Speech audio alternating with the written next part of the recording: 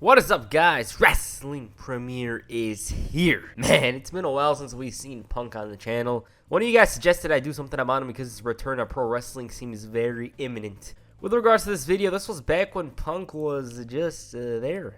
As a kid, he wasn't my favorite, but since he was a babyface, I obviously liked him. It wasn't until years later where I shamelessly hopped on the CM Punk bandwagon. At this point, WWE decided to kinda give him a chance. When I mean chance, it's not like they went deep with him. Punk possessed a uniqueness when compared to others. For one, he had that mixed martial arts stuff, the fact that he didn't drink or smoke, and it took a while for the fans to get behind him. By this point, CM Punk had a notable following. Expectations for his WWE run were low. He didn't think he was going to last long, and even when he captured the ECW Championship, Punk thought this was as good as it was going to get. To his surprise, they made him Mr. Money in the Bank, and of course, this was after Jeff Hardy screwed up, but still. Up to this point, only 3 other men held the briefcase. Edge, Rob Van Dam, and he who shall not be named, that being Mr. Kennedy, because he never cashed it in. So, 66% chance of Punk winning the title. Kayfabe, obviously. Those doubts, the belief of there being a stigma towards indie wrestlers will slowly disappearing in his eyes, and to this day, many consider Punk as one of the guys who contributed to the change in pro wrestling. He was one of those guys that broke through that barrier.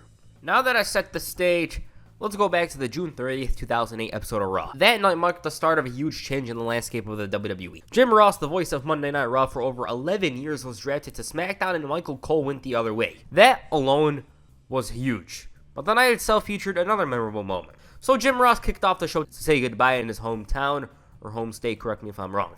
Edge, being 2008 Douche of the Year, opted to rain on this goodbye speech. The Rated R Superstar also took time out to flaunt about his title, threw insults at Raw for the lack of a GM, and most importantly, the lack of a World Championship. Batista, I assume, was like, hold my rematch, and rectified that issue indirectly. Poor Edge was looking real comfortable. Once that music played, it was a whole other story. He beat him up from pillar to post, leaving Edge a broken man when all of a sudden, This Fire Burns plays, and the fans realize what's up.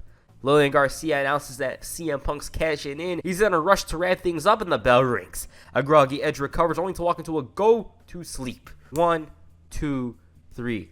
As Jerry Lawler said, Punk wins, Punk wins. And for sure, he could have foreseen this. This man was on the brink of being released back in 2006, yet here he stands, a world champion. Todd Grisham interviewed him, and the man was just stumbling over his words. He was absolutely ecstatic, but then JBL ruined the party. It was stupid of Punk to celebrate in his eyes. He won a world title by beating a defenseless man. JBL told him whatever goes down, he's a paper champion. Or he could step up and know just how good he really is by putting up that title on the line tonight. Shortly afterwards, it was confirmed to be the main event. So kayfabe-wise, JBL saw CM Punk as a joke, a fluke champion, and wanted to squander his run before it even began. Punk, though, was the I defend my title against any challengers guy.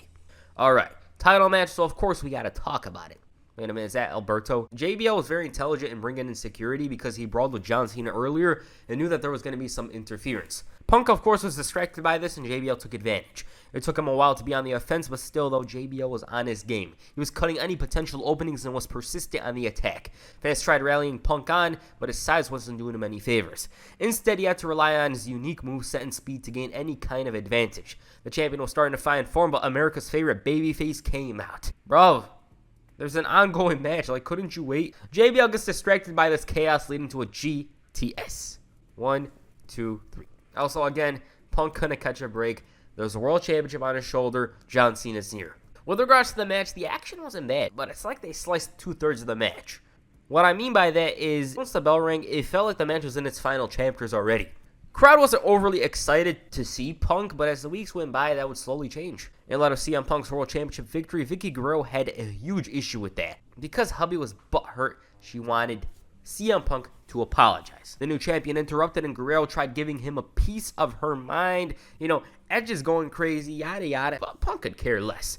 He responded telling her that Edge would have done the same exact thing. Spoiler alert, he would have. Her excuse was, Edge's opponents at the time were not getting married. She was whining about the wedding being called off. Punk's like, there's good looking guys like the great Khali you could marry. She forcefully stood up to slap the champ, and she's lucky that it ain't 1999. JBL suddenly interrupted to complain about last week. If it wasn't for your illegal interference, I'd be standing there as champion, and once again, he demanded a rematch. Punk reminded him of how that match went, and before JBL could explain things, John Cena interrupted. With his appearance, Punk was relegated to third wheel. Cena mocked JBL before congratulating the new champ, and again, he wanted a title shot. JBL wanted a match as well, so we all know what's up. But then Batista came out, and that World Championship was essentially a magnet. It was a magnet to these guys. They were attached to it. He also congratulated Punk, but that wasn't the only reason why he was here. He wanted to say hello to Vicky, forgive her for the past on SmackDown before saying, I'm just kidding, I can't stand you. Why don't you roll your ass back to SmackDown and don't ever come back? Oh man, this man had no chill. Since he played an instrumental part in a title change, JBL quickly shuts him up before they bicker. Cena then rambled on before mentioning a potential #1 contenders match. JBL and Cena argued, and so John compromised. One-on-one, me and Batista. JBL had no other choice. There was no authority figure to run the show, and so he accepted the challenge, making it a triple threat match. And if things weren't already bad enough, Kane appeared. JBL was looking like it was Joey Styles who came out or something. He wanted in, so of course Punk agreed. Fatal 4-way for the main event. Match was made official, and in other places, CM Punk was in danger. There was this ongoing chaotic vibe on Raw at the time. Weird things were occurring, and that's a story for another day. Snitsky, on the other hand, was jello of Punk's success, so the champ asked for a match. You see, CM Punk wanted to prove the naysayers wrong. That's the entire story of this title reign. He was all about proving the doubters wrong, and that's what he lived for back in 2008. Oh yeah, these two were seen together on TV a lot at the time, but anyways, Punk didn't really have that much of a hard time. Once he began his comeback, it was all but over. With regards to the #1 contender, it was Batista. Kane, on the other hand, was seething like no other man. This led to a very underrated moment where Kane asked Santino for Punk. He's like, "Where's Punk?" Santino responds, "Did you try the Pepsi machine?" And the reason why was because he wanted a match with the champ. He didn't want a title match, though. It was because something deep down was haunting him. Punk accepted because he wanted to shut up the critics that doubt this title run. As expected, the match was a struggle. It's Kane. But the world champion was more than prepared. He was countering moves, dropping Kane on his face, and before you knew it, he was victorious via countout. Kane, though, was not done. He continued assaulting the champ, leading to Tim's Batista making the save. You knew when he was wearing those Tims, he was going to come out on top. Kane just so happened to be the victim this time, and Punk wanted to shake his hand, but Batista was clearly thinking about Sunday, telling him that they ain't friends. Punk didn't like the minor disrespect, so he shoved him, and Dave's like, calm down, before hitting a spine buster on him. That's the entire build. It's not the best, and it felt like they woke up and thought, oh, damn, this pay-per-view's Sunday. John Cena and JBL had more effort put into the build, as weird as it may have been. JBL's trying to run over Cena or whatever the hell that was. Still, it had more effort put into it when compared to the World Championship match. With that said, they showed a mobile exclusive on the pay-per-view showing what Punk had to say. Again, he said that people have been downing him. I was never supposed to make it to the WWE. I'm not the biggest nor the smartest at times, but Batista, you don't have to be huge to win titles. Basically, Punk had a chip on his shoulder. He knew people thought his victory was a fluke, and he was desperate to prove him wrong. Like I said, that's the entire story of the title reign. Punk was unlike the other guys on the roster like John Cena or Batista, and he was determined to be seen in the same light as those guys despite the disadvantages. How did their match go? Kayfabe-wise, odds were in Batista's favor. He showed off his power and strength, and the man had a smile on his face. Like the "I'm about to drop your small ass whenever I want" face. Punk intelligently utilized those mixed martial arts kicks, along with some quick evasive movements showing there was a chance. Still, though, Batista had the advantage. Even when Punk tried capitalizing on stuff like this, Dave took control. Nonetheless, he was putting up a fight. He showed that there was many opportunities to knock down Batista, but somewhere along the lines, the animal realized he's strong and took back control.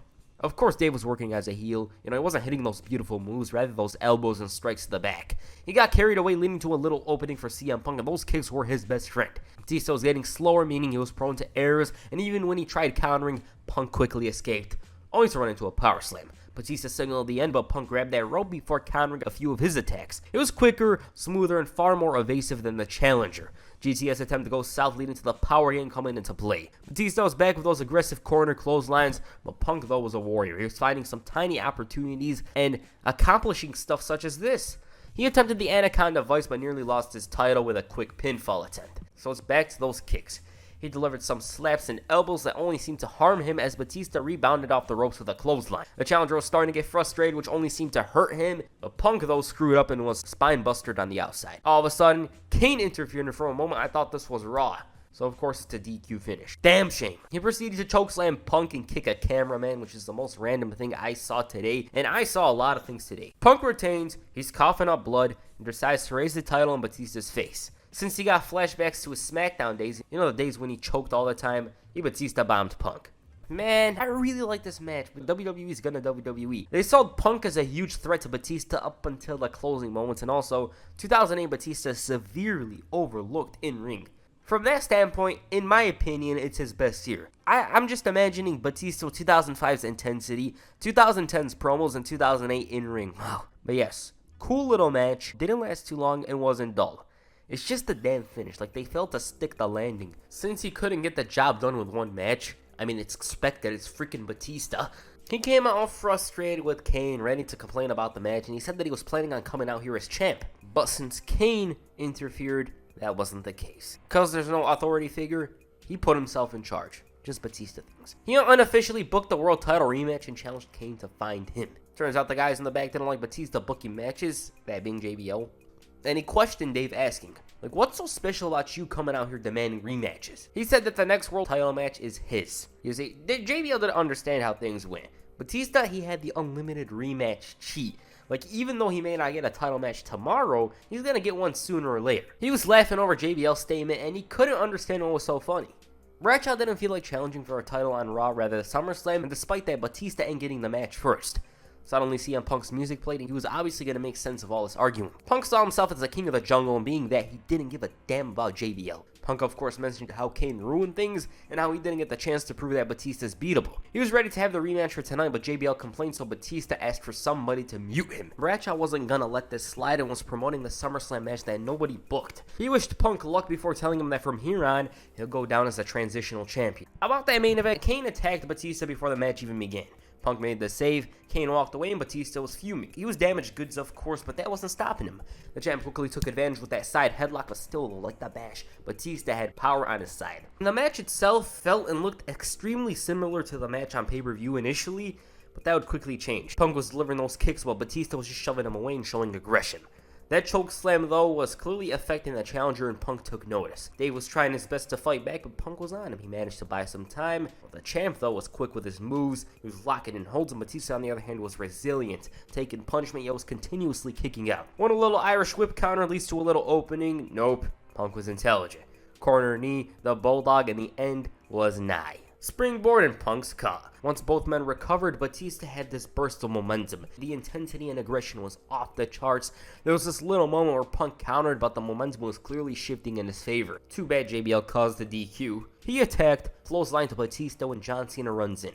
He accidentally blasted Batista, leading to a full-on brawl, and that is a story for another day. With the ongoing chaos that had surrounded Raw for the last month, Shane McMahon finally returned to announce a new general manager. It didn't stop a bunch from demanding a title shot, though, JBL included. He was desperately trying to get that match for SummerSlam, and he told him to take it up with the new GM. That ended up being Mike Adamle. Man, late 08 Raw was weird. With Adamle taking control of the show, he had the burden of making a new #1 contender. JBL quickly ran out there sucking up to the new boss in order to get what he wanted, but the problem was there was another self-absorbed, suit-wearing egomaniac who laid a claim to the SummerSlam match. Chris Jericho. JBL downplayed Jericho's bash victory, saying he beat a one-eyed man. Jericho tried selling the brutality of that match before mentioning the beating JBL took earlier this year at his hands. Because the Mike Adamle era of Raw was weird, he booked a handicap match. JBL and Chris Jericho against CM Punk, but if CM Punk wins, neither of them get the opportunity. You know, whoever pins him gets the title match. This match to me is very notable due to the fact that Chris Jericho debuted a new look. Main event Y2J was born right here. Before the match began, Adamle revealed that there was a 10-minute time limit. If the time expires, it's a triple threat. Jericho and JBL were forced to double team Punk and figure things out later, and even then they did a terrible job in the beginning. They took turns, and when I mean turns, they knocked each other down. As the clock was slowly ticking, the drama started to increase tenfold. At one point, JBL threw Punk into the ring, and that nearly proved to be a huge mistake. Punk was starting to find himself again at the right time, and those two were starting to screw up, so the champ took advantage with the GTS. Jericho broke the fall, though. It was really looking like the champ was going to steal this one with Y2J locked in the walls. Bradshaw suddenly comes in with 25 seconds remaining, and then Jericho bounces him off the rope, and Bradshaw landed right on Punk. 1, 2, 3. 1 second. 1 second remained, and it was a very unexpected finish. Fun match, though. Fans were completely behind CM Punk, rooting for him to win it, or hating on the heels. All was good. That finish was kind of weird. On the final Raw before SummerSlam, JBL put out some sort of challenge for the world champion CM Punk. The commentary team believed it was something related to stock, But man, were they far off. Punk didn't want to hear JBL's claims and reiterated his statement. I've heard the same thing since winning this championship, and he didn't want people to say he stole a title. He earned it. Punk said that SummerSlam is going to be the crowning achievement of his career because he's going to walk in, beat JBL, and walk out as champ. He even said that with all due respect to Cena and Batista, he's going to prove himself to be the man. JBL bragged about holding the title longer than them before making it seem like Punk was some disrespectful, ungrateful, cheap champion. JBL praised Punk for winning that briefcase at WrestleMania with the lights on bright, but he's got 6 days left as champ. Lights are on bright is low-key a JBL catchphrase. If you watch SmackDown from 06 to 08, you know exactly what I'm talking about. With regards to that challenge he set forth, well, there it is. JBL thought Punk's lifestyle of abstaining from drugs and alcohol was boring. If Punk takes that shot, then JBL concedes, meaning Punk wins the contest. To Bradshaw, it was all about showing that your principles, morals, all mean nothing when it comes to winning. It's to show CM Punk that if you can't even take a drink, how can you beat me? Punk, though, saw as being another JBL. He's not JBL, he's CM Punk. While he was willing to check his body out the door, he wasn't going to ditch his beliefs and principles when those ideas brought him here in the first place. Bradshaw knew damn well that Punk wasn't going to drink that, so he was going to have a toast in honor of his pathetic little run. But this is when the champ decides to change his mind. He wanted to make a toast. He's like, here's to you, JBL. Sometimes it's what you don't do that makes you who you are before throwing it in his face. He delivered that knee in the corner before leaving JBL looking like a joke. So both men, they were polar opposites, yet only had one thing in common. That, of course, being the championship. Now, I do want to talk about the match in detail, but I'm eyeing a potential SummerSlam 08 video. But it was good, though. JBL didn't have many standout singles matches during his return, but this is near the top of the list as one of his best. As expected, JBL took the early advantage. He wore down Punk. Champ manages to fight back, nearly his GTS, but fails. JBL even hit the clothesline from hell. Slugfest leads to a CM Punk comeback. JBL stops him dead in his tracks, but it still isn't enough for the W. Back and forth action, JBL cracked his head open and one mistake leads to the GTS and the victory. Good match. So Punk was proven right, you know. He wasn't going to ditch his principles, and look where he got him. He actually won the match. Following SummerSlam, the Raw GM announced a championship scramble match for Unforgiven. Punk's got to defend against Batista, JBL, Kane, and John Cena. In the meantime, though, he had to face Chris Jericho. This match is in Chicago, so of course he was going to get a ridiculous crowd reception. But unfortunately, though, a distraction came to play and Punk took the L. But it wasn't a problem because he bounced back the following week with a clean victory against JBL. In other places, John Cena ended up being replaced in the championship scramble because he suffered an injury. His replacement was Rey Mysterio. Soon enough, though, the champ CM Punk would cross paths with the wrong person. On the September 1st, 2008 episode of Raw, Randy Orton made his return in St. Louis in order to update everybody on his condition. Why am I mentioning this? Well, hold on. Orton came out to criticize and trash every single champion on Raw, from Beth Phoenix to CM Punk. Other than the fact that this kick-started the CM Punk feud, it also marked the beginning of Legacy. You guys want part 4? To Orton, CM Punk was out here disgracing the title. He was nobody before winning the briefcase. Add to that, he got lucky by winning the title. It was offensive and Randy was eager to take away the title and make everybody forget about CM Punk. But he was hurt, and the champ wasn't playing. He heard this and walked straight down to the ring. Fans started chanting his name. Punk told Randy that not everybody's got daddy to bring him into the company, and it doesn't matter how he won it.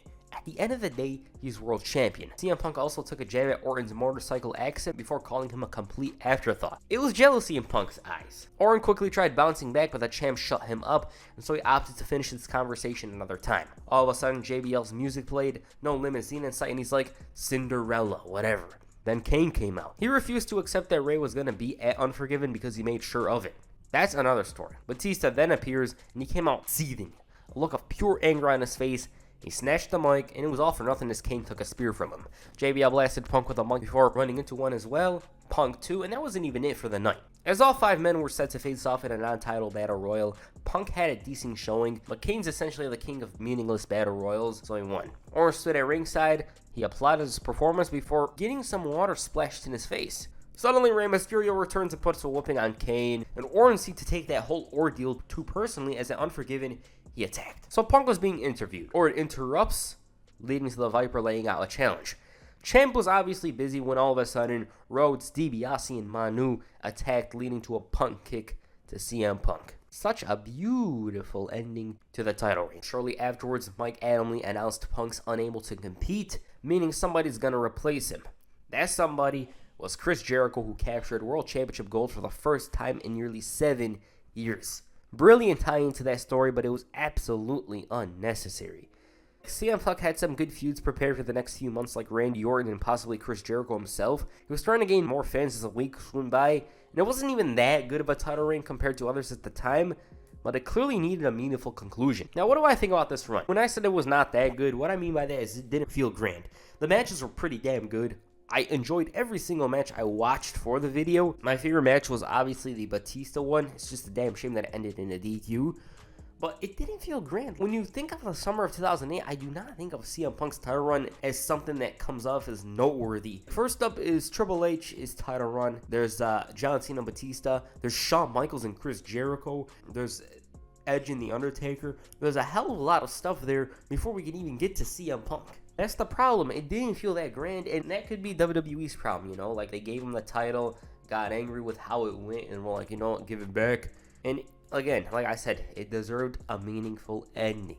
He would end up redeeming himself in their eyes and would have a superb summer of 2009. What did you guys think of CM Punk's title reign? Please comment down below, and that's your first video. Make sure you hit the Anaconda device on the like button and perhaps the GTS on the subscribe button. Peace, I'm out.